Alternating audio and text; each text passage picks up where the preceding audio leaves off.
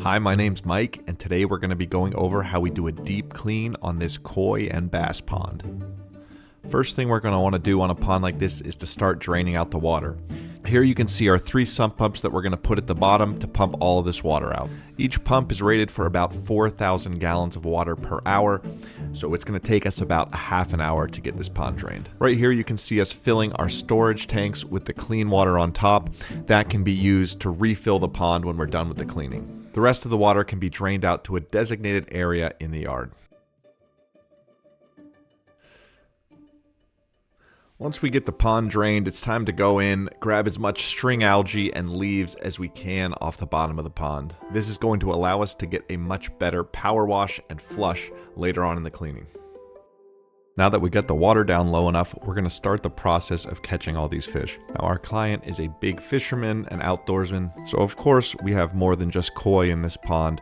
There's some bass and also some bluegills. We wanted to make sure that we had all the fish out, so you can see us going through our fish caves with our flashlight and making sure that all the fish have been removed safely from the pond. Alright, the fish are out of this pond and now it's time to start power washing. We want to hit all of the string algae and anything else that's embedded in this rock and gravel to loosen it up so that we can go ahead and flush that all later when we do our deep flush of the pond. In cases where the pond hasn't been cleaned for years, we'll have to do an initial flush first before the power washing, and then another flush afterwards.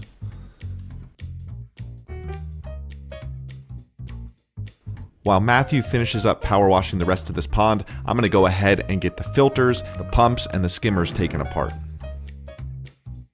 We're going to go through and we're going to power wash all our filter mats, skimmer baskets, bioballs and or other filter media, and skimmer filter mats. One thing we want to look for here is to make sure there's not too much debris in the pump impellers. In this case, you can see there's actually a lot of leaves that have built up in this pump's impeller. This will actually decrease the water flow, and so we want to make sure we get all of that out so that we can get this pump back up and operational. Alright, so we've filled up some fresh water into a couple of our tanks that we're going to now use to do a deep flush of the entire pond. If you've ever used a hose before to try to flush out all these rocks, you know how long that can take. So this is a really great way that you can flush the whole thing out really quickly and get a much deeper clean than if you were just using a regular hose.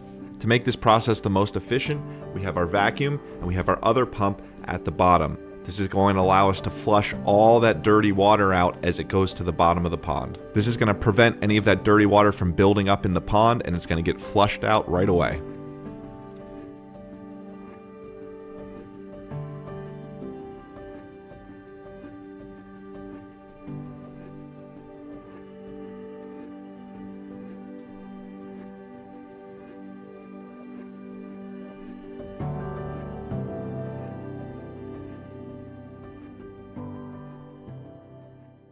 It's time to start refilling this pond and getting these fish back home. We're starting with the pond water that we saved earlier to give a nice transition for the fish back into the pond. After that, we're going to go ahead and finish filling up the rest of this pond with the hose.